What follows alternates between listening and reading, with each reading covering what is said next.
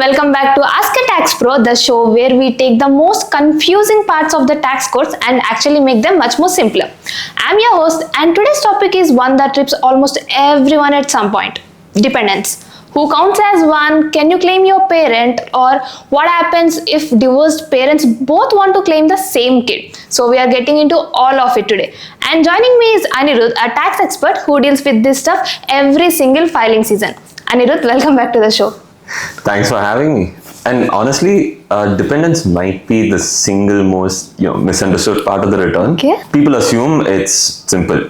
I support them, so I can claim them. And then they get a letter from the IRS a few months later, wondering what went wrong. So I'm glad we're doing a deep dive on this. Okay, so let's start from square one then. So what actually is a dependent in the eyes of IRS? So at its most core, a dependent is someone who meets a specific set of IRS tests, right? That lets another person claim them on their tax return for tax benefits. Okay.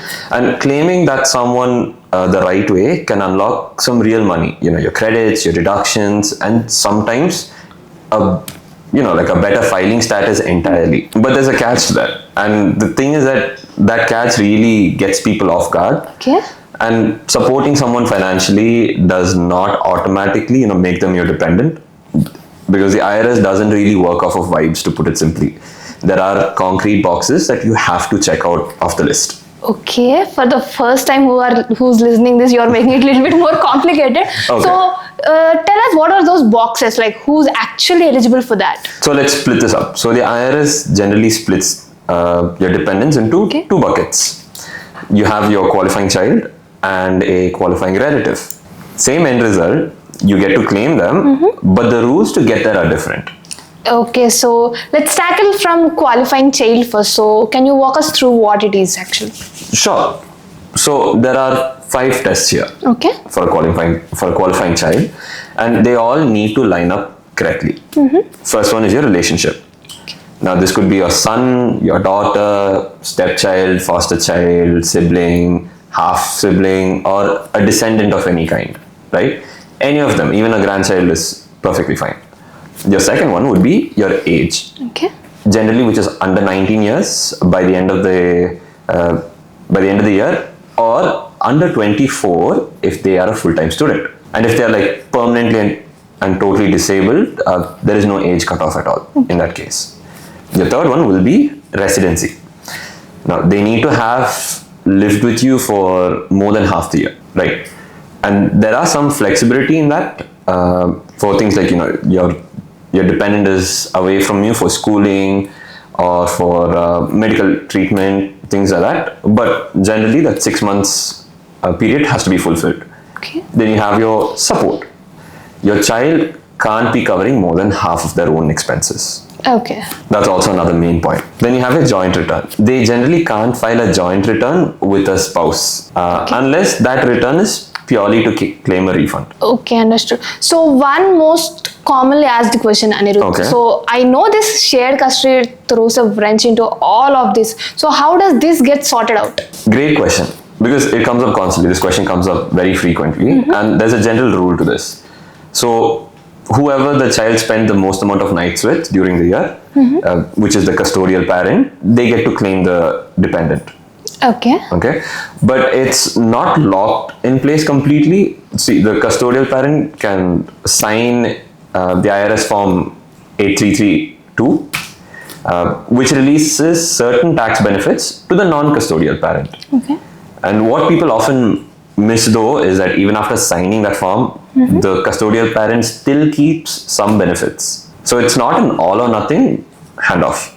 Okay, so good to know. But what about the second one, like the qualifying relative that you are talking about? Does that have to be the blood family directly? Not at all, actually. So a qualifying relative can be your parent, grandparent, sibling, or even someone completely unrelated to you, right? Okay. So as long as they've lived in your home all year and meet some other requirements, you can claim them. Okay. And usually the IRS tests for them look somewhat like this, so that they can't be your qualifying child, the previous one, or anyone else's for that matter. And their gross income has to fall under the IRS's annual limit for the year. Okay. And same as before, you need to be providing more than half of their financial support.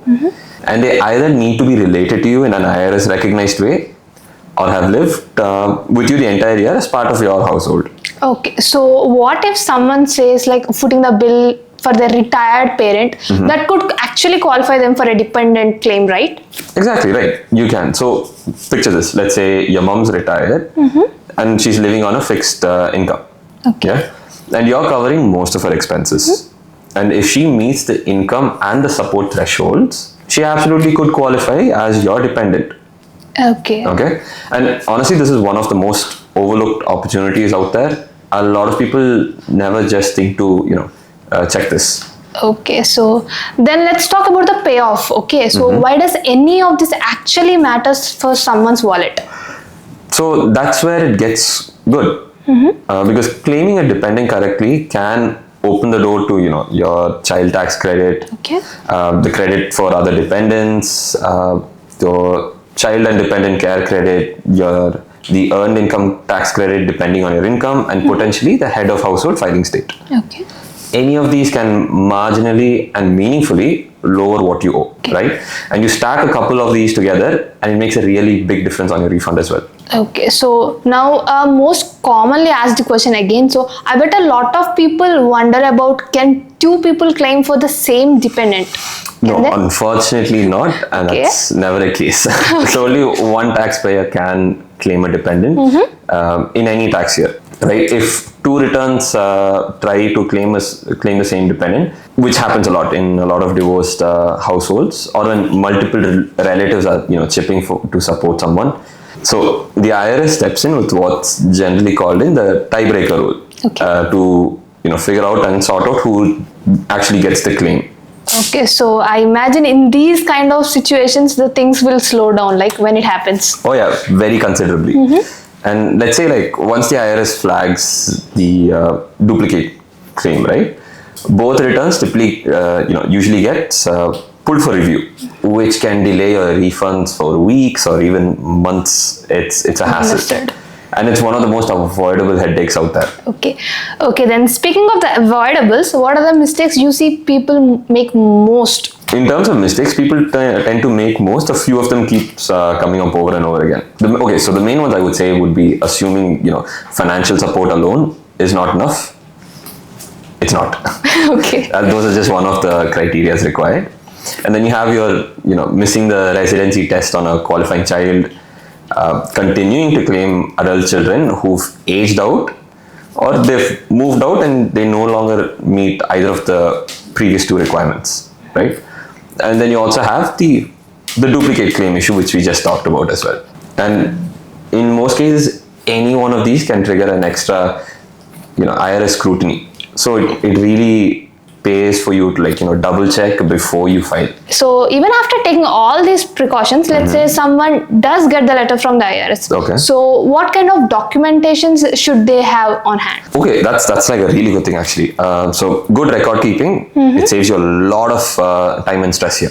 Okay. And depending on your situation mostly, but it is very smart to keep birth certificates, your social security card, school records, medical records, lease agreements, your utility bills, records showing your financial support that you provided for your dependent, and then any kind of custody agreements if that applies to you. Okay. And then if you put all of these together, they help sort of like establish the three big things the IRS cares about in claiming a dependent, which is your relationship, your residency, and your support. Okay, so let's say if someone's just not sure whether they qualify for this or not. So what's your advice for them? Don't guess. Okay. Never guess. Okay. So you either go through the IRS rules very carefully yourself, right? Or bring it to any tax professional like us. So getting this part wrong isn't just like a minor paperwork issue. It's a very serious thing actually. So it can mean like major delayed refunds, your penalties, or even having to pay back credits you weren't actually entitled to as well. And you spending us spending those few minutes checking now can save you like months of headaches later on. Okay, Anirudh. So before we wrap up, give our listeners 3 quick takeaways they can walk away with. So number one, never assume someone's your dependent just because you're the one paying the bills. Okay. Right? And then number 2, keep your records organized all year around. Okay, it's not just at the tax time. Your residency and support are much easier to prove when you have been tracking them all year around. And 3, when you're not entirely sure, verify before you file, right? Because it's always much easier to verify it rather than fixing it later on. Okay, Anirudh, that's really very helpful. And thank you so much for breaking this down for us. Absolutely, my pleasure. I'm always happy to help people feel more confident, when heading into the filing season as well. And to everyone listening, if this episode helps clear things up, hit subscribe and share it with someone who could use it. And we'll be back soon with more tax tips that actually make sense. Until next time, happy filing and take care.